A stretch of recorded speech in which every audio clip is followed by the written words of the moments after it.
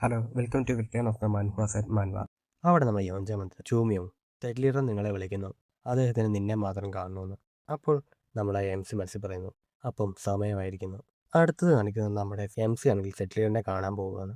M C ആണെങ്കിൽ ആ സമയത്ത് ഓരോരോ കാരണങ്ങൾ ആലോചിച്ചുകൊണ്ടിരിക്കുകയാണ്. സെറ്റ്ലിയറിൻ്റെ അടുത്ത് എന്ത് പറയും, എവിടെ നിന്നാണ് ഇത് പഠിച്ചതെന്നൊക്കെ. പക്ഷേ എം സിക്കാണ് ഒരു കാരണം കിട്ടുന്നില്ല. ഞാൻ ഇനി എന്ത് എക്സ്ക്യൂസ് പറയും. അവിടെ നമ്മുടെ എം സി എത്തി. എന്നിട്ട് എടാ സുന്ദര കൂട്ടാ സെറ്റ്ലിയർ, നമ്മുടെ ലക്കി സ്റ്റാർ എത്തി ഇവിടെ എന്നും പറഞ്ഞ് നമ്മുടെ ഫിനാൻഷ്യൽ അവൻ്റെ കവളത്ത് പിടിച്ച് വരയ്ക്കുന്നു. പക്ഷേ എം സിക്ക് അതൊന്നും ഇഷ്ടപ്പെടുന്നില്ല. അവിടെ നമ്മുടെ യൂൺസൺ, നിനക്ക് കുഴപ്പമൊന്നുമില്ലല്ലോ. ഫിനാൻഷ്യലിയുടെ കവളി ഇങ്ങനെ പിടിച്ചുകൊണ്ടാണെങ്കിൽ അവൻ ശരിക്കൊന്നും പറയാനൊന്നും പറ്റുന്നില്ല. അവൻ കുഴപ്പമൊന്നുമില്ല, എനിക്കെന്തെങ്കിലും പരിക്കുണ്ടെങ്കിൽ അത് കൂടിയേക്കാം, പെട്ടെന്ന് തന്നെ ട്രീറ്റ്മെൻറ്റ് ഹാളിൽ പോകും. അല്ലല്ല, നീ ഇത്രയും ബിസിയായ ആളായതുകൊണ്ട് നമുക്ക് ട്രീറ്റ്മെൻറ്റ് ഹാളിൽ തന്നെ ഇവിടെ വരുത്താം. അപ്പോൾ സെറ്റിലർ ആണെങ്കിൽ ആര് ബിസി, ചൂമ്യം വേറെ ആര്, ആ ട്രീറ്റ്മെൻറ്റ് ഹാളിലാണ് ഇതുവരായിട്ട് എന്താ നേടിയിട്ടുള്ളത്. പെട്ടെന്ന് തന്നെ ട്രീറ്റ്മെൻറ്റ് ഹാളിൽ തന്നെ ഇങ്ങോട്ട് വരുത്തുക. Yes elder. നമ്മൾ സെറ്റിൽ വന്ന് ശ്വാസം വിട്ടിട്ട് ആ ചെയറിൽ നിന്ന് എണ്ണീറ്റിട്ട് എൻ്റെ പുറകെ വരൂ ചൂമ്യു. എം സി ആണെങ്കിലും കേട്ടോ നമ്മുടെ സെറ്റിലിൻ്റെ പുറകെ പോകുന്നു. അവരാണെങ്കിൽ എന്നിട്ട് ഒരു മല കയറുന്നു. ഇത് രണ്ടാമത്തെ പ്രാവശ്യമാണ് അദ്ദേഹത്തിൻ്റെ പുറകിൽ ഞാൻ നോക്കുന്നത്. ആദ്യം അദ്ദേഹം ആ സീക്രട്ട് ഡോറിൽ ടച്ച് ചെയ്തുകൊണ്ടിരുന്നപ്പോൾ അത് തകരാറായ സെറ്റ് ലീഡ് ചെയ്യുന്ന നിരാശനായിരിക്കുന്ന ഒരാളുടെ ആയിരുന്നു. എന്നാൽ ഇന്ന് അദ്ദേഹത്തിന് കുറച്ച് മാറ്റങ്ങൾ വന്നു. അവരൊടുവിൽ മലയുടെ മണ്ടയിലെത്തി. അണ്ട് സെറ്റിലർ ചൂമ്യു. യെസ് സെറ്റിലർ, ഇതാണ് മോങ്ഫയുടെ ഹയസ്റ്റ് പീക്ക്. നിനക്ക് എന്തെങ്കിലും ഫീൽ ചെയ്യുന്നുണ്ടോ? എം സി ആണെന്ന് ആലോചിച്ചിട്ട് ഇത് വളരെ ഉയരത്തിലാണ്. സെറ്റിലാണെന്ന് ചിരിച്ചിട്ട് എന്ത്, നീ പറഞ്ഞത് ശരിയാണ്. എന്നിട്ട് നമ്മുടെ എം സിനെ നോക്കി, നിന്റെ സോ ടെക്നിക്ക് പ്ലംസ് ബ്ലൂം ചെയ്തു. എന്നിട്ട് നമ്മുടെ എം സി ആണ് വളരെ ടെൻഷനോടെ, ഇതെത്തി, എനിക്ക് ശാന്തനാവണം. അദ്ദേഹം എന്താ ചോദിക്കാൻ പോകുന്നത് എനിക്കറിയില്ല, പക്ഷേ കുറേ ആൻസേഴ്സ് എൻ്റെ മനസ്സിലുണ്ട്. കുഴപ്പമൊന്നും വരാതെ അത് ഞാൻ ഓരോന്നായിട്ട് പറയണം. ആദ്യം എന്നിട്ട് സെറ്റിലർ ചൂമ്യു. എം സി ഒന്ന് ഞെട്ടി. പുള്ളിയാണെങ്കിൽ തല മേടിച്ച് എം സി അടുത്ത് നന്ദി പറയുന്നു. എം സി ആണെങ്കിൽ എന്താ സെറ്റിലർ, നിങ്ങൾ എന്തിനാണ് എൻ്റെ അടുത്ത് ബോ ചെയ്യുന്നത്? ഞാൻ നിൻ്റെ അടുത്ത് സെറ്റിൽ ചെയ്യുന്ന നിലയിലല്ല നന്ദി പറയുന്നത്. ഒരു സാധാരണ മനുഷ്യനായ ഹോഞ്ചോങ് എന്ന നിലയിലാണ്. എൻ്റെ ജീവിതത്തിൽ ഒരിക്കലെങ്കിലും കാണണമെന്ന് ആഗ്രഹിച്ചതാണ് നീ സാധിച്ചു തന്നത്. അതിന് വളരെ നന്ദിയുണ്ട്. എം സി ഇതൊക്കെ കേട്ട് ഞെട്ടിയിരിക്കുകയാണ്. പക്ഷേ ഒരു സെറ്റിൽ എന്ന നിലയിൽ ആ പൊസിഷൻ അത്ര വലുതായതുകൊണ്ട് തന്നെ ഞാൻ നിൻ്റെ അടുത്ത് ചോദിക്കുകയാണ്, നീ എങ്ങനെയാണ് ആ 7 പ്ലം ബ്ലോസം സോഡ് ഉപയോഗിച്ച് പ്ലം ബ്ലോസംസ് ക്രിയേറ്റ് ചെയ്തത്? അത് നാച്ചുറലായിട്ട് സംഭവിച്ചാണ്. നാച്ചുറലായിട്ട് സംഭവിച്ചു. അതെ, ഞാൻ ഈ 7 പ്ലം ബ്ലോസംസ് പ്രാക്ടീസ് ചെയ്യുന്നതനുസരിച്ച് ഈ പ്ലം ബ്ലോസംസ് വരാൻ തുടങ്ങി. ഇതെങ്ങനെയാണ് സംഭവിച്ചതെന്ന് എനിക്കറിയില്ല. ചിലപ്പോൾ മോംഫോസെറ്റിലെ എല്ലാ സോ ടെക്നിക്കിനും ഇത് സാധിച്ചേക്കാം. ഇത് കേട്ടിട്ട് നമ്മുടെ സെക്രട്ടറി പറയുകയാണ്, ഞാൻ എന്ത് മണ്ടത്തരമാണ് ഇവൻ്റെ അടുത്ത് ചോദിച്ചത്. ഇവൻ പറഞ്ഞത് തന്നെയാണ് മോംഫോസെറ്റിൻ്റെ ടെക്നിക്ക് എന്ന് പറയുന്നത്. 3rd ക്ലാസ് ഡിസിപ്ലിൻ തന്നെ ഏറ്റവും യങ്ങസ്റ്റ് ഇവൻ പറയുകയാണ് ഇവൻ അത്രയും ഫാസ്റ്റായിട്ട് പ്രോഗ്രസ് ചെയ്യുകയാണ്. ഇപ്പോൾ മറ്റുള്ളവരിങ്ങനെ തുടർച്ചയായി ട്രെയിൻ ചെയ്ത് കഴിഞ്ഞാൽ അവരുടെ ടെക്നിക്കിനും പ്ലംബ്ലോസംസ് ക്രിയേറ്റ് ചെയ്യാൻ പറ്റും. മോംഫോസെറ്റിലെ എല്ലാവർക്കും ഇത് പറ്റുമെന്ന്. അങ്ങനെ ഒരു ദിവസം എപ്പോഴെങ്കിലും വന്നു കഴിഞ്ഞാൽ അന്നായിരിക്കും മോംഫോസെറ്റിൻ്റെ യഥാർത്ഥ തുടക്കം എന്ന് പറയുന്നത്. പ്ലം ബ്ലോസം സോസ്മാൻ. ഇപ്പോഴത്തെ ആർക്കും ആ പേര് പറയാൻ പോലും ധൈര്യമില്ല. പിന്നെ ആ പേരിന് യോജിച്ച ആളുകൾ ഇപ്പോൾ ഇവിടെ ഇല്ലതാനും. ഒരിക്കൽ എല്ലാവർക്കും പ്ലം ബ്ലോസംസ് ക്രിയേറ്റ് ചെയ്യാൻ പറ്റുമായിരിക്കും. ആ സമയം ഈ പേരിന് ചേർന്ന ആൾ വന്നേക്കാം. എം സി ആണെങ്കിൽ സെറ്റിലിയറുടെ മനസ്സിൽ ആലോചിക്കുന്നതെല്ലാം മനസ്സിലാക്കിയിട്ട് പറയാണ്, അതെന്തായാലും ഒരുപാട് നാളുകൾ കഴിഞ്ഞിട്ടായിരിക്കും. ഇതെത്ര നല്ല സിറ്റുവേഷൻ ആയിരുന്നു, ഇവനെല്ലാം കളഞ്ഞു. ചൂമിങ്ങാണ് അവിടെ ചിരിച്ചുകൊണ്ടിരിക്കുന്നു. എന്നിട്ട് സെറ്റിലിയർ ചോദിക്കുകയാണ്, ഈ മൗണ്ട് സെറ്റ് നിനക്ക് എന്താണ്? എന്നിട്ട് എം സി ആണ് താഴേക്ക് നോക്കിയിട്ട് പാസ്റ്റിലെ കാര്യങ്ങളൊക്കെ ആലോചിക്കുകയാണ്. അവൻ ചെയ്ത കാര്യങ്ങളും ആൽക്കഹോൾ മോഷ്ടിച്ചതും മറ്റുള്ള ഡിസിപ്ലിനായിട്ട് ഫൈറ്റ് ചെയ്തതും അവരുടെ ഒപ്പം നടന്നതും ചിരിച്ചതും ഇതെല്ലാം ആലോചിച്ചിട്ട് നമ്മുടെ എം സി പറയുക, ഈ മൗണ്ട് സെറ്റ് എനിക്ക് മൗണ്ട് സെറ്റ് തന്നെയാണ് നല്ലത്. ഈ സംഭവത്തിന് ശേഷം മറ്റുള്ളവർ നിന്നെ വെറുതെ വിടില്ല. കാരണം ലോകം അങ്ങനെയാണ് വർക്ക് ചെയ്യുന്നത്. ഇനിയും വരാൻ പോകുന്ന കാര്യങ്ങളെല്ലാം നിനക്ക് ഹാൻഡിൽ ചെയ്യാൻ പറ്റുമോ? ഇത് കേട്ടിട്ട് നമ്മുടെ എം സി പറയാണ്, ഇതിന് സാധിച്ചില്ലെങ്കിൽ ഞാൻ ഇത് സ്റ്റാർട്ട് പോലും ചെയ്യില്ലായിരുന്നു. നിന്റെ തീരുമാനം അങ്ങനെയാണെങ്കിൽ നിന്നെ ഞങ്ങളെല്ലാം പ്രൊട്ടക്റ്റ് ചെയ്യും. ഞാൻ മൗഫസെറ്റിൻ്റെ പേരിൽ നിനക്ക് പ്രോമിസ് നൽകുന്നു. അദ്ദേഹത്തിന് കുറേ അധികം ചോദ്യങ്ങൾ എൻ്റെ അടുത്ത് ചോദിക്കാനുണ്ട്. പക്ഷേ അദ്ദേഹം എന്നെ പ്രൊട്ടക്റ്റ് ചെയ്യുന്നത് മാത്രം പറയുന്നു. യോൻജോങ് ഞാനുമായിട്ട് കമ്പയർ ചെയ്യുമ്പോൾ അദ്ദേഹം അത്ര ഫേമസോ കൂടുതൽ കാര്യങ്ങൾ അക്കംപ്ലിഷ് ചെയ്തിട്ടോ ഇല്ല. പക്ഷേ അദ്ദേഹം എൻ്റെ റെസ്പെക്റ്റ് ഡിസർവ് ചെയ്യുന്ന ഒരാൾ തന്നെയാണ്. സെറ്റ്ലിയർ, നിങ്ങൾ എന്നെ പ്രൊട്ടക്റ്റ് ചെയ്യുന്ന ഒരാളാകില്ല, മറിച്ച് എൻ്റെ ഒപ്പം യാത്ര ചെയ്യുന്ന ഒരാളാകും. അതല്ലേ മോഹസിറ്റ് എന്ന് പറയുന്നത് തന്നെ. ഇനിയും സമയമുള്ളപ്പോൾ നിൻ്റെ അടുത്ത് എനിക്ക് കുറേ സംസാരിക്കാനുണ്ട്. എനിക്ക് ഉറപ്പാണ് നമുക്ക് അങ്ങനെ ഒരു ചാൻസ് കിട്ടുമെന്ന്. അടുത്ത് കാണിക്കുന്നത് നമ്മുടെ 3rd ക്ലാസ് ഡിസിപ്ലിൻ്റെ ബിൽഡിംഗ് ആണ്. എനിക്ക് വിശ്വസിക്കാൻ പറ്റുന്നില്ല നമ്മൾ അവർക്കെതിരായിട്ട് ജയിച്ചു എന്ന്. നിങ്ങളെല്ലാം എൻ്റെ ആ ഫോട്ടോ എനിക്ക് കണ്ടായിരുന്നോ? ആ ഡിസ്പ്ലേ ഒന്നും അനങ്ങിയേ പോലും ഇല്ല. എല്ലാം ചിരിച്ചും പറഞ്ഞു അവിടെ സന്തോഷിച്ചിരിക്കുകയാണ്. അവിടെ നമ്മുടെ ജോവലും യോഞ്ചോങ്ങും നിൽക്കുന്നു. അവിടെ അവൻ ജോവിൽ പറയുന്നു, എനിക്ക് ഉറങ്ങാൻ പറ്റുന്നില്ല. ഞാൻ കണ്ണടയ്ക്കുമ്പോൾ ആ സോട്ട് എനിക്കന്ന് എൻ്റെ മനസ്സിൽ. എനിക്കിത് എങ്ങനെ പറയണം എന്നറിയത്തില്ല. എന്നിട്ട് യോൻജോങ് അത് കേട്ട് ഞെട്ടിയിട്ട്, അവന് എൻ്റെ പോലെ തന്നെയാണോ ഫീൽ ചെയ്യുന്നത്? ആദ്യം ആ വിജയത്തിൻ്റെ സന്തോഷത്തിൽ എനിക്ക് കൃത്യമായിട്ട് ഞാനൊന്നും അതിനെപ്പറ്റി ഒന്നും ആലോചിച്ചില്ല. പക്ഷേ ഇതെല്ലാം ഒന്ന് അടങ്ങിയപ്പം ആ സോട്ട് എനിക്ക് മാത്രമാണ് എൻ്റെ മനസ്സിലും. പക്ഷേ ഇതെൻ്റെ വാക്കുകൾ കൊണ്ട് ഞാൻ എങ്ങനെ പറയും? എന്നിട്ട് ഈ എംസിയുടെ സോട്ട് എനിക്ക് മനസ്സിൽ ആലോചിച്ചിട്ട്, ഇത് എൻ്റെ കൈകൾ കൊണ്ട് തന്നെ ചെയ്യാൻ പറ്റുമായിരുന്നെങ്കിൽ. എന്നിട്ട് ജോവല് പറയാണ്, ഈ സോട്ട് എനിക്ക് നമുക്ക് ചെയ്യാൻ പറ്റുമായിരുന്നെങ്കിൽ. യോൻജോൻ പറയുന്നു, ജോവൽ, ഒരു most senior third class discipline എന്ന നിലയിൽ ഞാനിത് പറയാൻ പാടില്ല. സത്യം പറയുവാണെങ്കിൽ ആദ്യം ഞാൻ ഓർത്തത് എങ്ങനെയാണെങ്കിലും എനിക്ക് സ്ട്രോങ്ങർ ആകണമെന്ന്, അതിന് ഏത് സോട്ട് ടെക്നിക്ക് ഉപയോഗിച്ചിട്ടാണെങ്കിലും. പക്ഷേ ചൂമിങ്ങിനെ കണ്ട ശേഷം അതെല്ലാം മാറി. എനിക്കിപ്പോൾ അവനെ പോലെ ആകണം. അവൻ ഉപയോഗിച്ച ആ സോട്ട് എനിക്ക് എൻ്റെ കൈകൊണ്ട് തന്നെ എനിക്ക് ഉപയോഗിക്കണം. എനിക്ക് ഉറപ്പാണ് ഈ എല്ലാ തേർഡ് ക്ലാസ് ഡിസിപ്ലിൻസും അങ്ങനെ തന്നെ ആലോചിക്കുന്നതെന്ന്. കാരണം ഇവിടെ ജോയിൻ ചെയ്തതിന് ശേഷം ആദ്യമായിട്ടായിരിക്കും അവർ ട്രൂ മോൺഹ്വ സെറ്റ് സോട്ട് ടെക്നിക്ക് കണ്ടത്. നീ ചോദിച്ചില്ലേ നമ്മളെ കൊണ്ട് അത് യൂസ് ചെയ്യാൻ പറ്റുമെന്ന്? എനിക്ക് തോന്നുന്നു പറ്റുമെന്ന്. കാരണം നമ്മൾ മോൺഹ്വ സെറ്റിൻ്റെ ഡിസിപ്പിൾസ് ആണ്. ആ, നീ പറഞ്ഞെല്ലാം കേട്ട് എനിക്കും തോന്നുന്നു. പെട്ടെന്ന് നമ്മുടെ എംസി ആണ് അവിടുത്തെ വാതിൽ ചവിട്ടി പൊളിച്ചു വരുന്നു. അത് കണ്ടു ഞെട്ടി നമ്മുടെ ജോവലും യോൻജോങ്ങും, നിങ്ങൾക്ക് എത്ര ധൈര്യം ഉണ്ടായിട്ടാ നിങ്ങൾ അങ്ങനെ ചെയ്തു ഇങ്ങനെ ചെയ്തു എന്നൊക്കെ നല്ല പറഞ്ഞുകൊണ്ടിരിക്കാൻ, ഇത്ര മോശമായിട്ട് പെർഫോം ചെയ്തിട്ടും. ഇതിപ്പോൾ നിങ്ങളുടെ സ്ഥാനത്ത് ഞാനായിരുന്നെങ്കിൽ ഞാൻ കൂടുതൽ സ്വിമ്മ് ചെയ്യുകയും ആ മല വേണം 100 പ്രാവശ്യം ക്ലൈംബ് ചെയ്യുകയും ചെയ്തേനെ. പിന്നെ നിങ്ങൾ ഓർത്തോ, ഈ കോൺഫിഡൻസ് കഴിഞ്ഞ് ജയിച്ചു കഴിഞ്ഞാൽ ഇതെല്ലാം തീർന്നു, അല്ലെങ്കിൽ നിങ്ങൾക്ക് ജീവിതം മതിയായോ എന്നൊക്കെ എംസി നല്ല ദേഷ്യത്തിലാണ് പറയുന്നത്.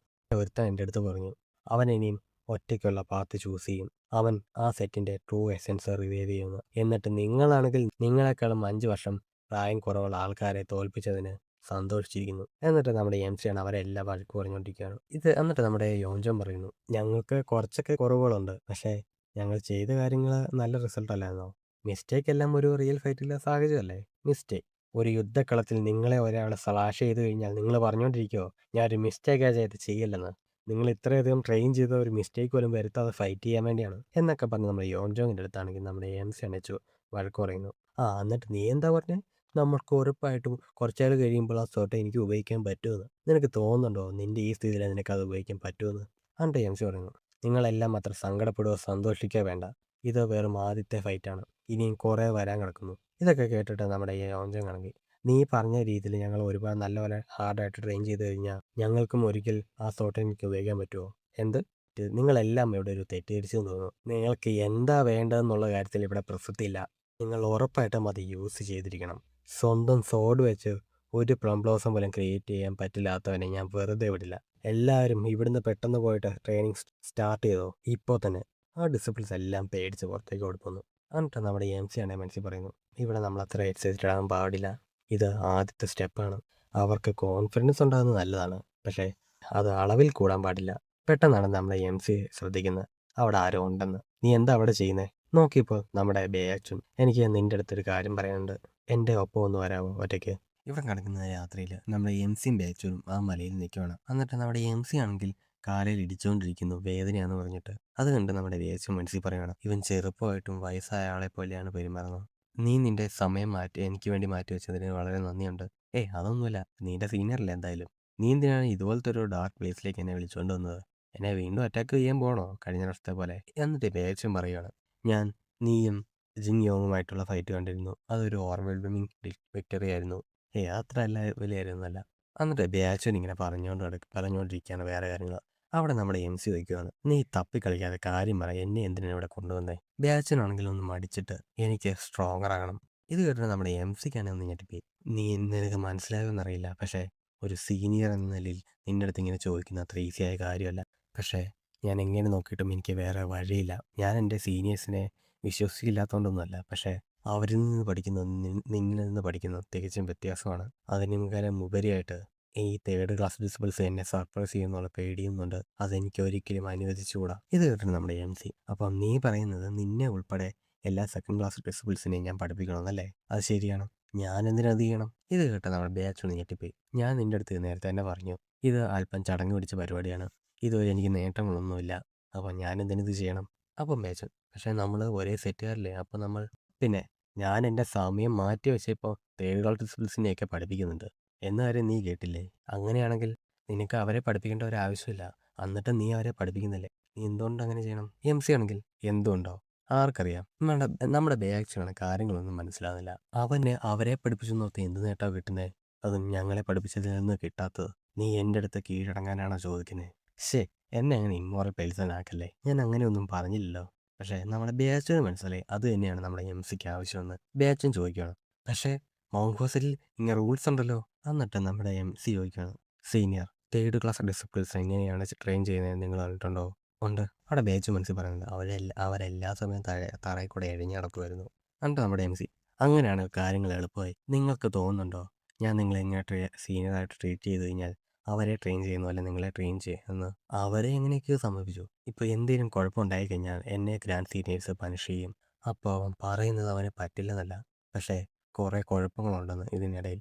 എന്നിട്ട് ബേയാച്ചനാണെങ്കിൽ നമ്മുടെ തേർഡ് ക്ലാസ് ഡിസിപ്ലിൻസിൻ്റെ ഒക്കെ എല്ലാം ഫൈറ്റ് മനസ്സിലോർത്തു. എന്നിട്ട് അവന് മനസ്സില്ല മനസ്സോടെയാണെങ്കിലും അവൻ പറയുന്നു, ട്രെയിനിങ് റിസീവ് ചെയ്യുന്ന ആളെന്ന് പറയുന്നത് തന്നെ ഡിസിപ്പിളാണ്. അപ്പോൾ എന്നെ ട്രെയിൻ ചെയ്യുന്ന ആ സമയം ഞാൻ നിന്നെ എൻ്റെ മാസ്റ്ററായിട്ട് ട്രീറ്റ് ചെയ്യാം. അപ്പം അത് കേട്ട് നമ്മുടെ എംസി, ഒരു മിനിറ്റ്, ട്രെയിനിങ് ചെയ്യുന്ന സമയം മാത്രമേ ഉള്ളൂ. അപ്പം അത് കഴിഞ്ഞ് കഴിയുമ്പോൾ നീ എന്തെങ്കിലും ചെയ്ത് കഴിഞ്ഞാൽ എനിക്കൊന്നും പറയാൻ പറ്റില്ലല്ലോ. നീ എൻ്റെ അടുത്ത് കീഴടങ്ങാനാണെങ്കിൽ അത് മൊത്തമായിട്ട് ചെയ്യുക. ചുമ്മാ ട്രെയിനിങ് പീരീഡിൽ മാത്രമല്ല, ജീവിതം ഫുള്ള്. അതുപോലെ നിനക്കത് പറ്റില്ലെങ്കിൽ എനിക്ക് വേറെ ഒന്നും ചെയ്യാൻ പറ്റില്ല. ഇതൊക്കെ കേട്ട് നമ്മുടെ ജോബിലാണ് എന്താ ചെയ്യേണ്ടതെന്ന് മനസ്സിലാകുന്നില്ല. അവൻ എംസിയുടെ ഫൈറ്റ് എല്ലാം ഒന്ന് മനസ്സിലാലോചിച്ചു. എന്നിട്ട് പറയുകയാണ്, ശരി, ഇനി മുതൽ നീ എൻ്റെ ജൂനിയർ അല്ല. ഈ മൗണ്ട് ഹൊസറ്റിലെ ഒരു സെക്കൻഡ് ക്ലാസ് ഡിസിപ്പിൾ പോലും അവരുടെ സ്ഥാനം നിനക്കെതിരായിട്ട് ഉപയോഗിക്കില്ല. ഇത് എൻ്റെ പേരിൽ ഞാൻ നിനക്ക് വാക്ക് തരുന്നു. ഇത് കേട്ട ഉടൻ തന്നെ നമ്മുടെ എംസിക്കാണെങ്കിൽ നല്ല പോലെ സന്തോഷം തോന്നി. അവൻ്റെ ഒരു വില്ലൻ്റെ ചിരിയോടെ അവനെ കിട്ടി. അടുത്തത് കാണിക്കുന്നത് രാവിലെ അവിടെ നമ്മുടെ സെക്കൻഡ് ക്ലാസ് ഡിസിപ്പിൾസ് ഒക്കെ ആണെങ്കിൽ ട്രെയിൻ ചെയ്യാൻ വേണ്ടി പുറത്തേക്ക് പോകുന്നു. നമ്മൾ എല്ലാ ദിവസവും ട്രെയിൻ ചെയ്യുന്നു. പക്ഷേ എനിക്കിതത്ര ശീലമാവുന്നില്ലല്ലോ. കുറ്റമൊന്നും പറയണ്ട, നമ്മൾ ഇതിൻ്റെ എഫക്റ്റ് നേരിട്ട് കണ്ടല്ലേ. പെട്ടെന്ന് അവരാണ് പുറത്തെ കാഴ്ച കണ്ട് ഞാൻ ഞെട്ടിപ്പോയി. നോക്കിയപ്പോൾ നമ്മുടെ സെക്കൻഡ് ക്ലാസ് ഡിസിപ്പിൾസ് എല്ലാം അവിടെ നിരന്ന് നിൽക്കുന്നു. അവർ ചോദിക്കുകയാണ്, ഇവരെന്താ ഇവിടെ? പെട്ടെന്ന് അവിടെ നമ്മുടെ എംസി, ഓ നിങ്ങളെല്ലാം വന്നോ? അവിടെ നമ്മുടെ യോങ്ജൻ ചോദിക്കുന്നുണ്ട്, ജൂമിയും ഇവരെല്ലാം എന്താ ഇവിടെ? സീനിയർ ബ്രദേഴ്സ്, നിങ്ങൾ ഒരുപാട് അനുഭവിച്ചു. അവർ നിങ്ങളോട് എങ്ങനെ മോശമായിട്ട് പെരുമാറിയെന്നെല്ലാം എനിക്കറിയാം. അത് കണ്ട് എൻ്റെ ചങ്ക് തകരുന്നു. നമ്മുടെ യോഞ്ച മനസ്സിൽ പറയുന്നുണ്ട്, നീ അതുപോലെയൊക്കെയല്ലേ ഞങ്ങളുടെ അടുത്ത് പെരുമാറുന്നത്. എന്നിട്ട് നമ്മുടെ എംസി പറയുന്നു, നിങ്ങൾക്ക് ഇനിയും തൊട്ട് വിഷമിക്കണ്ട. കാരണം ഇന്നു മുതൽ ഇവിടെയുള്ള എല്ലാവരും ഈക്വലാണ്. എല്ലാവരും ഈക്വലാണെന്നോ? അത് കഴിഞ്ഞിട്ട് നമ്മുടെ എംസി പറയുകയാണ്, അവർ സ്വയം ഇങ്ങനെ ട്രെയിനിങ്ങിൽ പങ്കെടുക്കാൻ തീരുമാനിച്ചത് കണ്ടിട്ട് ഇൻസ്ട്രക്ടർ എന്ന നിലയിൽ എനിക്ക് വളരെ സന്തോഷം തോന്നുന്നു. നിങ്ങൾക്കെല്ലാം അറിയായിരിക്കും, ട്രെയിനിങ് ടഫ് അല്ലെങ്കിൽ അതിന് ട്രെയിനിങ് എന്ന് പറയാൻ പറ്റില്ല. ട്രെയിനിങ് എന്ന് പറയുന്നത് അത്ര റിലാക്സിങ്ങോ റിഫ്രഷിങ്ങോ അല്ല. നിങ്ങളെല്ലാം ചെയ്ത് കഴിഞ്ഞ് അതിനെപ്പറ്റി കുറ്റം പറയും ദേഷ്യവും വരുന്നതൊക്കെയാണ് ട്രെയിനിങ്. ആഹാരം കഴിക്കാൻ വിരൽ പോലും പിടിക്കാൻ പറ്റാത്ത അവസ്ഥയുണ്ട്. അതാണ് ട്രെയിനിങ്. സ്ട്രോങ്ങർ ആകാൻ പ്രത്യേകിച്ച് പ്രിവിലേജസ് ഒന്നും വേണ്ട. അതിന് ഒരു വഴി, നിങ്ങളെ നന്നായിട്ട് ട്രെയിൻ ചെയ്യുക. നിങ്ങളെന്നെ വിശ്വാസമാണെങ്കിൽ ഫോളോ ചെയ്യുക. നിങ്ങൾ ഉറപ്പായിട്ടും സ്ട്രോങ്ങർ ആകും. മനസ്സിലായില്ലേ? എല്ലാവരും ഒച്ചയ്ക്ക് മനസ്സിലായി എന്ന് പറയുന്നു. ഇപ്പോഴും ട്രെയിനിങ്ങിൻ്റെ കാര്യത്തെക്കുറിച്ച് കുറ്റം പറയുന്ന തേർഡ് ക്ലാസ് വിസ്പേഴ്സിനെ കണ്ടിട്ട് ഇവരെ കാണുമ്പോൾ വളരെ സന്തോഷം തോന്നും. എന്നിട്ട് എംസി മനസ്സിൽ പറയാം, അപ്പം നമുക്ക് ബേസിക്സിൽ നിന്ന് തന്നെ സ്റ്റാർട്ട് ചെയ്യാം. എന്നിട്ട് അവിടെയുള്ള സീനിയർ ബ്രദർസിനെ ചോദിക്കുന്നു, സീനിയർ ബ്രദർ നിങ്ങൾ എന്താ ചെയ്യുന്നത്? നമുക്ക് ഇവരെ എങ്ങനെയാണ് ട്രെയിൻ ചെയ്തതെന്ന് പഠിപ്പിച്ചു കൊടുക്കണ്ടേ? അത് പേഴ്സണലായിട്ട്. അപ്പം തന്നെ നമ്മുടെ തേർഡ് ക്ലാസ് വിസ്പേഴ്സിന് കാര്യം മനസ്സിലായി. ഓ അങ്ങനെയാണല്ലേ. അവിടെ ഡിസ്പ്ലിസ് പറയുന്നുണ്ട്, ഇനി 3 മാസത്തേക്ക് മൗണ്ട് ഹുയിൽ കുറേ കാർച്ചകൾ കേൾക്കാം. ഞങ്ങൾ നിങ്ങളെ ഉറപ്പായിട്ടും നല്ലപോലെ ടീച്ച് ചെയ്യും. ഇതൊക്കെ കണ്ട് നമ്മുടെ സെക്കൻഡ് ക്ലാസ് ഡിസിപ്ലിൻസിനാണെങ്കിൽ ചെറിയതായിട്ട് പേടിയൊക്കെ തോന്നുന്നുണ്ട്. അവിടെ ഒരാൾ മുമ്പിലേക്ക് കയറി വരുന്നു. അത് നമ്മുടെ സീനിയർ യു. അവിടെ എംസി, എന്ത്? അന്ന് സീനിയർ യു പറയുന്നു, എനിക്ക് നിൻ്റെ അടുത്തുനിന്ന് പഠിക്കണം. പോയി മറ്റുള്ളവരുടെ അടുത്തുനിന്ന് പോയി പഠിക്കുക. അവിടെ യു പറയുന്നു, എൻ്റെ അടുത്ത് ആരും വരുന്നില്ല. നോക്കുമ്പോൾ ആ ഡിസിപ്പിൾസ് എല്ലാം നമ്മുടെ സീനിയർ യുവിനെ അവോയ്ഡ് ചെയ്യുന്നു. എംസിക്ക് കാര്യം മനസ്സിലായി. അവൻ പറയുന്നു, നീ എൻ്റെ അടുത്തുനിന്ന് പഠിക്കുകയാണെങ്കിൽ അത് അത്ര നിസ്സാരമല്ല. അത് തന്നെ എനിക്ക് വേണ്ടതെന്ന് നമ്മുടെ യു പറയുന്നു. എന്നിട്ട് പറയുന്നു, ഞാൻ ഈ ട്രെയിനിങ് സഹിക്കുവാണെങ്കിൽ എനിക്ക് പ്ലം ബ്ലോസം ക്രിയേറ്റ് ചെയ്യാൻ പറ്റുമോ? എന്ത്? നീ വീണ്ടും തുടങ്ങിയോ? അവിടെ നമ്മുടെ എംസി പറയുന്നു, സീനിയേഴ്സ് ആൻഡ് സീനിയർ ബ്രദേഴ്സ്, എനിക്കൊരു കാര്യം പറയാനുണ്ട്. നിങ്ങൾ മോൺഹയുടെ ഡിസിപ്പിൾ ആണെങ്കിൽ പ്ലം ബ്ലോസം ക്രിയേറ്റ് ചെയ്യുന്ന നിങ്ങളുടെ അവസാനത്തെ ഗോളാക്കൽ അത് വെറും ഇതിൻ്റെ ഒരു പാർട്ടായിട്ട് കരുതണം. ഇത് നിങ്ങൾ മനസ്സിൽ വെച്ചോ. നിങ്ങളുടെ അവസാനത്തെ ഗോൾ എന്ന് പറയുന്നത് ഈ ടെക്നിക്കെല്ലാം കംപ്ലീറ്റ് ചെയ്യുകയാണെന്നുള്ളതാണ്. യു ആണ് ഇത് കേട്ടിട്ട് തൻ്റെ അച്ഛൻ്റെ കാര്യം ഒന്ന് ആലോചിക്കുന്നു. എന്നിട്ട് നമ്മുടെ എംസി പറയുന്നു, പണ്ട് എനിക്ക് എൻ്റെ കാര്യങ്ങൾ മാത്രം നോക്കിയാൽ മതിയായിരുന്നു. അപ്പോഴത്തെ സ്ഥിതിയും അങ്ങനെ തന്നെയായിരുന്നു. പക്ഷേ ഇപ്പോൾ അങ്ങനെയല്ല. എന്നിട്ട് പറഞ്ഞു, എനിക്ക് ഒറ്റയ്ക്ക് ചെയ്യാൻ പറ്റുന്നതിന് ലിമിറ്റുണ്ട്. കാരണം മൗൺഹുയ്ക്ക് ഫേസ് ചെയ്യേണ്ട ഒരാളെ മാത്രമല്ല, ജിയാൻഹുവിലെ എല്ലാ സെറ്റിനെയുമാണ്. ഒരിക്കൽ ഇവർക്കെല്ലാവർക്കും പ്ലംബ്ലോസം ക്രിയേറ്റ് ചെയ്യാൻ പറ്റുമെങ്കിൽ അവർക്ക് എന്നെ സപ്പോർട്ട് ചെയ്യാനും പറ്റുമെങ്കിൽ ഈ ജിയാൻഹുവിലെ എല്ലാത്തിനെയും നമുക്ക് ഒരുമിച്ച് കൊണ്ടുവരാം. എന്നിട്ട് എംസി പറയുന്നു, നിങ്ങൾക്ക് കാര്യങ്ങൾ മനസ്സിലായെങ്കിൽ സ്റ്റാർട്ട് ചെയ്തോ. ആരും യെസ് എന്ന് പറയുന്നു. പക്ഷേ ഒരു മലയിൽ ഇതൊക്കെ നമ്മുടെ നോക്കിയിരിക്കുന്ന നമ്മുടെ യോഗൻ. അവൻ പറയുന്നു, ഇപ്പോൾ സെക്കൻഡ് ക്ലാസ്സുകാരൻ തുടങ്ങി. എന്നിട്ട് യോഗൻ മനസ്സിൽ പറയുവാണ്, അവനെ വിട്ടേക്ക്, നമുക്ക് അവനെ പിടിച്ചു കെട്ടാൻ പറ്റില്ല. അവന് വഴിമുടക്കായിട്ട് നമ്മൾ കയറി ചെന്ന് കഴിഞ്ഞാൽ അത് കൂടുതൽ പ്രശ്നത്തേക്ക് എത്തിച്ചേരും. നമ്മളിപ്പോൾ ഔട്ട്ഡേറ്റഡ് മോൾഡുമാണ്. അപ്പോൾ ഒരു ഫെർട്ടിലൈസർ പോലെ തന്നെ അവരുടെ ഗ്രോത്തിന് വേണ്ടി നമ്മൾ ഹെൽപ്പ് ചെയ്യുകയാണ് ചെയ്യേണ്ടത്. നമുക്ക് അവനെ വിശ്വസിക്കാം. അവൻ എന്തായാലും തെറ്റുകളൊന്നും ചെയ്യില്ല. അവൻ്റെ മാർഷൽ ആർട്സും പ്ലം ബ്ലോസം ക്രിയേറ്റ് ചെയ്യുന്നു. ഇങ്ങനെ അവൻ്റെ ഒറിജിൻസും എല്ലാം കുറേ ക്വസ്റ്റ്യൻ ഉണ്ട് അവനെ പറ്റി. പക്ഷേ എൻ്റെ ഒരു ക്യൂരിയോസിറ്റി കൊണ്ട് മാത്രം ബാക്കിയുള്ളവർക്കും ബുദ്ധിമുട്ടുണ്ടാകാൻ പാടില്ല. എന്നിട്ട് നമ്മുടെ യോങ് മനസ്സിൽ പറയുകയാണ്, വേ ഓഫ് ടോയിസം, അതിനെ അതിൻ്റെ ഫ്ലോയ്ക്ക് വിടണം, പിടിച്ചു കെട്ടാൻ നിൽക്കില്ല. ഇനിയിപ്പം ചോമ്യങ് ഏത് തരം വ്യക്തിയാണെങ്കിലും അവൻ മൗണ്ട് സെറ്റിൻ്റെ ഡിസിപ്ലിനാണ്. അത് നമ്മൾ യോഗൻ ചിരിച്ചുകൊണ്ട് ആ ടീച്ചിങ്ങിൻ്റെ കാര്യങ്ങളെല്ലാം ഇപ്പം അവൻ്റെ കയ്യിലേക്ക് വിട്ടു. പക്ഷേ എന്ന് കരുതി എനിക്ക് ചുമ്മാ ഇരിക്കാൻ പറ്റില്ല. ഞാനും അവരുടെ ഒപ്പം തന്നെ നിൽക്കണം, ഈ സ്ട്രോങ്ങർ ആകുന്ന മൗണ്ട് സെറ്റിനൊപ്പം. ഞാൻ എന്തായാലും ഒരു ബാധ്യതയാകാൻ പാടില്ല. എന്നിട്ട് യോഗം പോകുന്നു. അവിടെ നമ്മുടെ MC ആണെങ്കിൽ അവരെ ട്രെയിൻ ചെയ്തുകൊണ്ടിരിക്കുന്നു. അടുത്ത കാണിക്കുന്നത് നമ്മുടെ MC ഒരു മലയുടെ അവിടെ ഇരിക്കുന്നതാണ്. എന്നിട്ട് അവൻ മനസ്സിൽ പറയുന്നു, ഒരു പ്രോബ്ലം സോൾവ് ആയി, പക്ഷേ ഇനിയും കുറേ കിടക്കുന്നു. തേർഡ് ക്ലാസ് പ്രിൻസിപ്പൾസ് എന്നായാലും പ്രോഗ്രസ് ചെയ്യുന്ന അത്ര സ്ലോ ആയിട്ടൊന്നുമല്ല. ഇങ്ങനെ പോവുകയാണെങ്കിൽ കുറച്ചാൾ കഴിയുമ്പോൾ അവർ മാർഷൽ മാസ്റ്റേഴ്സ് ആകാൻ സാധ്യതയുണ്ട്.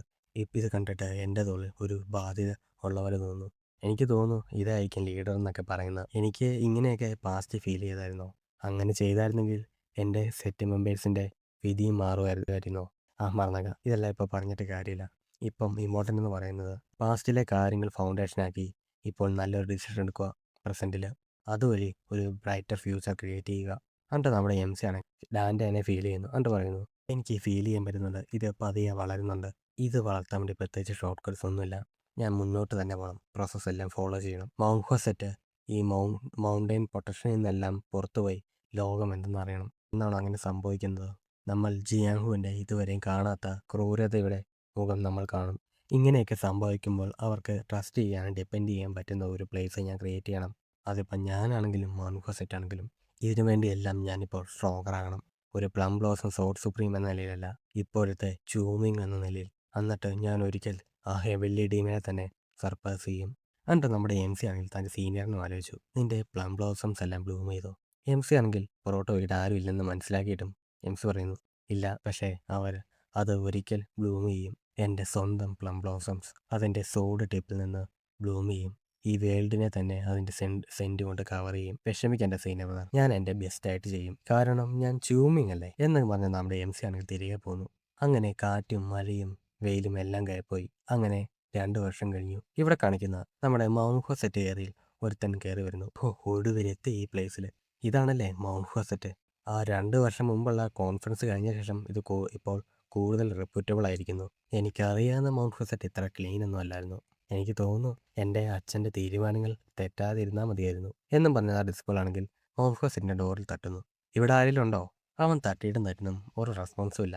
അപ്പോൾ പതിയെ ഒരു ഡോറിങ്ങനെ ഓപ്പൺ ആയി വരുന്നു. അവിടെ നമ്മുടെ സെക്കൻഡ് ക്ലാസ് ഡിസ്പിൾ. അവൻ ചോദിക്കുന്നു, നീ ആരാ? അവനാണെങ്കിൽ തപ്പി തടഞ്ഞാണെങ്കിലും പറയുന്നു, ഞാൻ സെറ്റ്ലിയറിനെ കാണാൻ വന്നതാണ്. ഞങ്ങളിപ്പോൾ ഗസ്റ്റിനൊന്നും അക്സെപ്റ്റ് ചെയ്യുന്നില്ല. നീ ഇപ്പോൾ പോയിട്ട് നാളെ വാ. ഇത് കേട്ടിട്ട് അവരുടെ നല്ലവരുടെ ഞെട്ടിപ്പോയി. അവൻ പറയുന്നു, വെറുതെ അല്ല, ആരും ഇപ്പോൾ ഈ മൗണ്ടൻ കയറുന്നത് ഞാൻ കാണാതിരുന്നത്. അതിനർത്ഥം ഇത് ഞാൻ വീണ്ടും നാളെയും കയറണമെന്നാണോ? അങ്ങനെ സംഭവിച്ചൂടാ. എന്നോട് ക്ഷമിക്കണം. ഒരു വഴിയില്ല സെറ്റ്ലിയറിനെ കാണാൻ വേണ്ടി.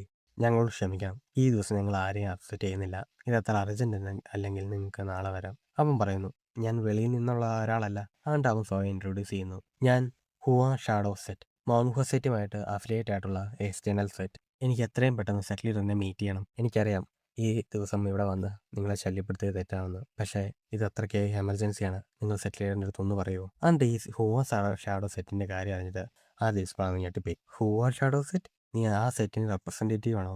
അത് കഴിഞ്ഞ് കാണിക്കുന്നത് നമ്മുടെ സെറ്റ്ലിയറിൻ്റെ ബിൽഡിങ്. അവിടെ നമ്മുടെ ഫിനാൻസ് ലീഡർ പറയുന്നുണ്ട്, ഈ ഹുവ ഷാഡോ സെറ്റ് ഇത്രയധികം അഫിലിയേറ്റ് സെറ്റിലും നിങ്ങളുടെ സെറ്റ് മാത്രമായിരുന്നു കുറച്ചെങ്കിലും പൈസ ഈ 30 വർഷം ഞങ്ങൾക്ക് അയച്ചുകൊണ്ടിരുന്നത്. നിന്നെ കാണുമ്പോൾ തന്നെ അറിയാം നല്ല സെറ്റിലെ നല്ല കുട്ടിയാണ് നീ എന്ന്. അപ്പം നീ എന്തിനാ ഇവിടെ വന്നേ? പഠിക്കാതെ പറയൂ. എനിക്ക് പറ്റുന്ന രീതിയിൽ ഞാൻ നിന്നെ ഹെൽപ്പ് ചെയ്യും, ഉറപ്പാണ്. ഫിനാൻസ് ലീഡറിൻ്റെ ഇതെങ്ങനെ സ്പീച്ച് കണ്ട അവൻ എന്താ പറയേണ്ടതെന്ന് മനസ്സിലാകുന്നില്ല. അവൻ അത് ഫിനാൻസ് ലീഡർ പറയാണ്, നിനക്ക് പണമാണോ ആവശ്യം? ഞങ്ങളത് ലോ ഇൻട്രസ്റ്റ് നിനക്ക് തരാം. അവൻ പറയുന്നു, അല്ല. പെട്ടെന്ന് ആ യോങ്സാങ് ആണ് എന്ന് ഉച്ചരിക്കുന്നു. അപ്പം നമ്മുടെ ഫിനാൻസിൻ്റെ കാര്യം മനസ്സിലായി. മനസ്സിലായി, ഞാൻ മിണ്ടായിരുന്നോളാം. ഞാൻ എന്തെങ്കിലും നല്ല കാര്യം ചെയ്യാൻ വരുമ്പോൾ നിങ്ങളെ സമ്മതിക്കില്ല. നമ്മുടെ സെറ്റ് ലീഡറാണ് ഇത് കണ്ടിട്ട്, ഇനി എപ്പോഴത്തോട്ടാണ് മെച്ചറായിട്ട് ആക്ട് ചെയ്യാൻ പോകുന്നത്? വേണ്ട, ഡിസ്പ്ലേ പറയണം, നീ ഇപ്പം നെർവസ് ഒന്നുമല്ലോ, അപ്പോൾ കാര്യം എന്താണെന്ന് പറ, നീ എന്തിനാ ഇവിടെ വന്നേ? യെസ് സെറ്റ് ഹുവ ഷാഡോ സെറ്റ് പ്രശ്നത്തിലാണ്. അപ്പം നിങ്ങളുടെ ഹെൽപ്പ് തേടാൻ എൻ്റെ അച്ഛൻ പറഞ്ഞു. എന്തുതരം ഹെൽപ്പാണ് നിങ്ങൾ ഉദ്ദേശിക്കുന്നത്? അവനവിടെ പേര് പറയുന്നു. ചൂമിയും. ഇത് കേട്ടിട്ട് എല്ലാവരും ഒന്ന് ഞെട്ടിപ്പോയി. എനിക്ക് മോൺഹു ആൻഡ് സദേനിയൻസ് കോൺഫറൻസിൻ്റെ ഹീറോയും മോൺഹു ഡിവൈൻ ഡ്രാഗനുമായ ചൂമിയുങ്ങിനെ ഒപ്പം കൊണ്ടുപോകണം. ഇത് കേട്ടൊന്ന് സൈലൻ്റ് ആയി നമ്മുടെ സെറ്റിലേറ്റർ മെൽഡേഴ്സും. നീ പറഞ്ഞ നിന്റെ പേര് വി സോയാം അല്ലേ? അതെ സെറ്റിലേറ്റർ. നീ കാര്യം കുറച്ചുകൂടി ഒന്ന് എക്സ്പ്ലെയിൻ ചെയ്ത് പറയാൻ പറ്റുമോ? അവനാണ് അന്നേരം പറയാൻ തുടങ്ങുന്നു. ഇതിനായി ഈ പ്രശ്നത്തിൻ്റെ എല്ലാം തുടക്കം ഞങ്ങളുടെ മാർഷൽ ആർട്സ് അക്കാഡമിയുടെ തൊട്ട് ഫ്രണ്ടിൽ പുതിയതായിട്ട് സ്ഥാപിച്ചേക്കുന്ന പാത്ത് അക്കാഡമിയിൽ നിന്നാണ്. ഈ അക്കാഡമി വുഡാൻ സെറ്റുമായിട്ട് അഫിലിയേറ്റഡ് ആണ്. അവരിത് സ്ഥാപിച്ച ഉടൻ തന്നെ ട്രെയിനീസിനെയും എല്ലാവരെയും അങ്ങോട്ടേക്ക് ആകർഷിച്ചു. പക്ഷേ ഹുവാൻ ഷാഡോ സെറ്റ് ന്യായമില്ലാത്ര പ്രശസ്തമായതുകൊണ്ട് ഞങ്ങൾ അങ്ങനെ അത്ര കാര്യമാക്കിയില്ല. പക്ഷേ കാര്യങ്ങൾ മാറാൻ തുടങ്ങി. അവർ സ്ട്രാറ്റജി മാറ്റിയിട്ട് ഞങ്ങളെ ടാർഗറ്റ് ചെയ്യാൻ തുടങ്ങി.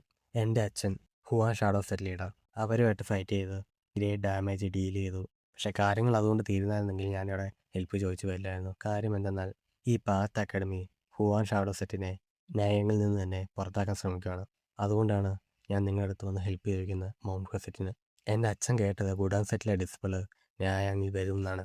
അതുകൊണ്ടാണ് അദ്ദേഹം എത്രയും പെട്ടെന്ന് നിങ്ങളെ മീറ്റ് ചെയ്യാൻ പറഞ്ഞത്, ഹെൽപ്പ് ചോദിക്കാനും. ഈ വുഡാൻ സെറ്റ് ടോയിസ്റ്റ് സെറ്റാണ്. അന്നേരം എന്തുകൊണ്ടാണ് അവർ ഇങ്ങനെയൊക്കെ പെരുമാറുന്നത്? എന്നിട്ട് അവൻ പറയുന്നു, സെറ്റിലേറ്റർ ഞങ്ങളെ ഹെൽപ്പ് ചെയ്യണം. നിങ്ങൾ ഞങ്ങളെ ഹെൽപ്പ് ചെയ്തില്ലെങ്കിൽ എല്ലാം തകരും. അവർ ശരിക്കും മോശവും ബ്രൂട്ടലുമായ ആൾക്കാരാണ്. ആണ് സെറ്റ് പറഞ്ഞു. ഇത് ശരിക്കും ഞങ്ങൾക്ക് വെറുതെ വിടാൻ പറ്റുന്ന കാര്യമല്ല. കാരണം എത്ര അധികം അഫിലിയേറ്റ്സ് ഗ്രൂപ്പ് കീഴിലുണ്ടോ, ഒരു സെറ്റിൻ്റെ കീഴിലുണ്ടോ അത്രയും പവർഫുൾ ആണെന്ന് സൂചിപ്പിക്കും. ഇപ്പോൾ മോൺഹു സെറ്റ് ലോകത്തിലെ പുറത്തിറങ്ങി. മോൺഹു സെറ്റിന് അതിൻ്റെ അഫിലിയേറ്റ് സെറ്റിൻ്റെ ഒരു എണ്ണം വർദ്ധിപ്പിക്കണം. ഞങ്ങൾക്ക് ഞങ്ങളുടെ 100 വർഷം മുമ്പുള്ള ഗ്ലോറി റിവൈവ് ചെയ്യണമെങ്കിൽ പെട്ടെന്ന് തന്നെ സെക്കൻഡ് ക്ലാസ് ഡിസ്പ്ലേ സ്പ്ലിറ്റ് ആകും. അവൽ കുറച്ച് പേരാണെങ്കിൽ ഇവിടെ തന്നെ നിൽക്കും, കുറച്ച് പേരാണെങ്കിൽ പുറത്തേക്ക് പോകും. എന്നിട്ട് അവിടെ മാർഷൽ അക്കാഡമീസ് ബിൽഡ് ചെയ്യും. ഇപ്പോൾ ഈ പ്രശ്നം വേണ്ടെന്ന് വെച്ച് കഴിഞ്ഞാൽ പിന്നെ ബാക്കിയുള്ളവർ ഞങ്ങൾ ഈ മെയിൻ സെറ്റിനെ വിശ്വസിക്കില്ല. പക്ഷേ അവർക്കാണെങ്കിൽ ഈ പ്രശ്നം സോൾവ് ചെയ്യേണ്ട രീതി എന്ന് പറയുമ്പം എന്നിട്ട് സെറ്റിലിയർ ആണെങ്കിൽ സംശയത്തോടെ ചോദിക്കുകയാണ്, നീ പറഞ്ഞില്ലേ നിനക്ക് ചൂമ എങ്ങനെ കൊണ്ടുപോകണമെന്ന് അല്ലേ? അതെ സെറ്റിലിയർ, ഇതെൻ്റെ അച്ഛൻ്റെ റിക്വസ്റ്റാണ്.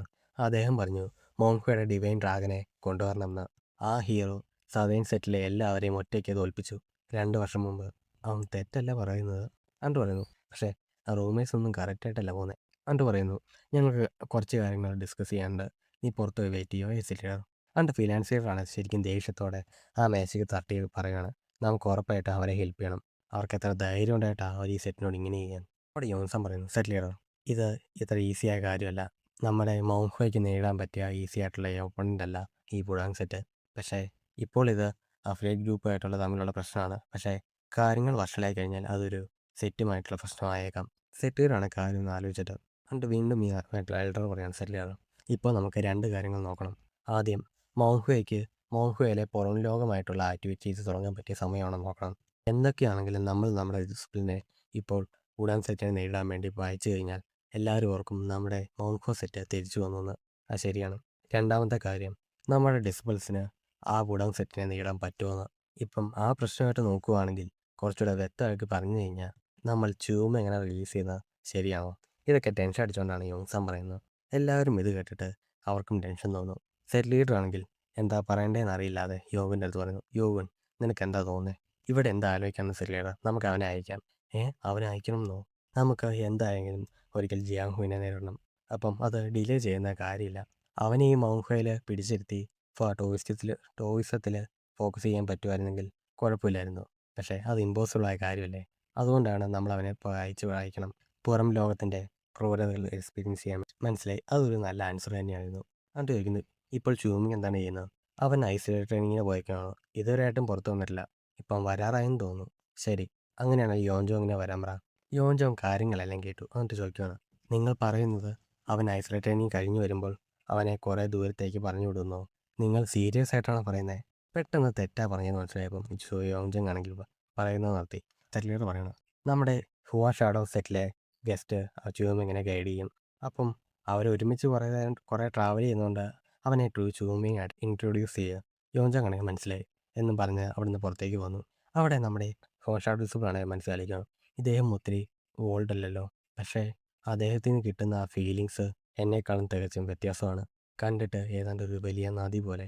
ഇതിന് കാരണം അദ്ദേഹം മെയിൻ സെറ്റിൽ നിന്നുള്ളതുകൊണ്ടാണോ? അവൻ ടാജിപ്പോൾ ചോദിക്കുകയാണ്, എന്തുതരം വ്യക്തിയാണ് ടോയ്സ് ചൂമിങ്? മോൺഹുയുടെ ഡിവൈൻ ഡ്രാഗനായ ചൂമിങ്ങിനെ അറിയാത്തതായിട്ട് ആരുമില്ല. അപ്പം എന്തിന്? എന്നിട്ട് ഡിസിപ്ലിൻ കൂടെ ചോദിച്ചുകൊണ്ടിരിക്കണം. മോൺഫിയുടെ ഡിവൈൻ ഡ്രാഗനായിട്ടോ ജൂമിനെ കുറിച്ച് അറിയാത്തതായിട്ട് ആരുമില്ല. പക്ഷേ ആ കോൺഫറൻസിന് ശേഷം അദ്ദേഹത്തിന് എന്ത് പറ്റിയെന്ന് ആർക്കും അറിയത്തില്ല. അപ്പം അദ്ദേഹം എവിടെയാന്ന്? ചിലർ പറയുന്നു അദ്ദേഹം ഒരു നോബൽ പേഴ്സണാണ്. ഒരു നോബൽ വാരിയറോ? എന്തുകൊണ്ട് ആൾക്കാർ ഇങ്ങനെയൊക്കെ പറയുന്നത്? പെട്ടെന്ന് പറഞ്ഞു തെറ്റിപ്പോയെന്ന് മനസ്സിലായി യോഞ്ചാൻ. ഓ, അങ്ങനെയാണല്ലോ ആൾക്കാരൊക്കെ പറയുന്നതെന്ന്. അതെ, അത് ശരിയാണ്. അപ്പോൾ ഡിസിബിൾ ആണെങ്കിൽ ഞാൻ തെറ്റിയൊന്നും അല്ലല്ലോ ഇപ്പോൾ കേട്ടെ. എന്നിട്ട് യോഞ്ചാൻ പറയാണ്, നീ അവനെ നേരിട്ട് കാണുന്നതാണ് ശരിക്കും നല്ലത്. ഇപ്പോൾ ഞാൻ പറഞ്ഞറിയുന്നതിനേക്കാളും. എന്നിട്ട് പറയുന്നു, ഇതാണ് സ്ഥലം, ഇതാണ് പ്ലം ബ്ലോസം കേവ്.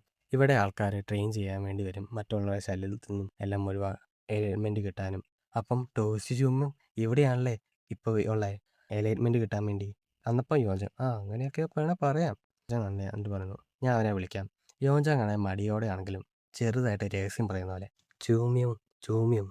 പക്ഷേ ഈ യോഞ്ചാൻ കാണിക്കുന്നത് എന്താണെന്ന് മനസ്സിലാകാതെ നമ്മുടെ ഡിസിബിളും. എന്നിട്ട് നമ്മുടെ യോഞ്ചാൻ പറയാണ്, അദ്ദേഹം ട്രെയിനിങ്ങിൽ കുറേ മുഴുകിയിരിക്കുന്നതുകൊണ്ട് വിളിച്ചത് കേട്ടില്ല എന്ന് തോന്നുന്നു. അപ്പം ആ ഡിസിബിൾ പറയുന്നു, ഈ ശബ്ദത്തിൽ പറഞ്ഞു കഴിഞ്ഞാൽ അദ്ദേഹം കേൾക്കുമോ? എന്നിട്ട് യോഞ്ചാൻ പറയുന്നു, അവൻ കഷ്ടപ്പെട്ട് ട്രെയിൻ ചെയ്തുകൊണ്ടിരിക്കുമെന്ന് തോന്നുന്നു, നമുക്ക് അവനെ ശല്യപ്പെടുത്തണ്ട, പോകാമെന്ന് പറയുന്നു. പെട്ടെന്ന് അവിടുത്തെ പാറ പൊട്ടിയുന്നു. എന്നിട്ട് നമ്മുടെ ഡിസിബിളാണ് ഇത് കണ്ടു ഞെട്ടി. എന്നിട്ട് പുറകോട്ട് നോക്കിയപ്പോൾ അവിടെ വരുന്നില്ല. എന്നിട്ട് അവൻ പറയുന്നു, അത് അവനാണോ? സാദേനി സെറ്റിലെ 10 സെക്കൻഡ് ക്ലാസ് ഡിസിബിളിനെ ഒറ്റയ്ക്ക് തോൽപ്പിച്ച ആൾ. നെക്സ്റ്റ് ജനറേഷനിലെ റൈസിംഗ് സ്റ്റാർ എന്നറിയപ്പെടുന്ന അദ്ദേഹം. മോൺഹ്വ ഡിവൈൻ ഡ്രാഗൻ. എന്നിട്ട് MC, ഓ ഞാൻ മരിച്ചേനെ. MCയുടെ ഈ സ്വഭാവം കണ്ടിട്ട് നമ്മുടെ ഡിസിബിളാണെന്ന് ഞെട്ടിപ്പോയി. ഇത് കണ്ടിട്ട് MC ആണെങ്കിൽ പറയുന്നു, ഇതുകൊണ്ടാണ് ഞാൻ പറഞ്ഞത് എനിക്ക് ഐസ്ലാ ട്രെയിനിങ്ങിനൊന്നും പോകണ്ടെന്ന്. ഇനി ഇങ്ങനെ ചെയ്യാനാണെങ്കിൽ ഞാൻ സർനെയിം അങ്ങ് മാറ്റും. ഇതെല്ലാം കണ്ട് ഞെട്ടി നിൽക്കുകയാണ് നമ്മുടെ ഡിസിബിൾ. എനിക്ക് തോന്നുന്നില്ല അത് ഇവനാണെന്ന്.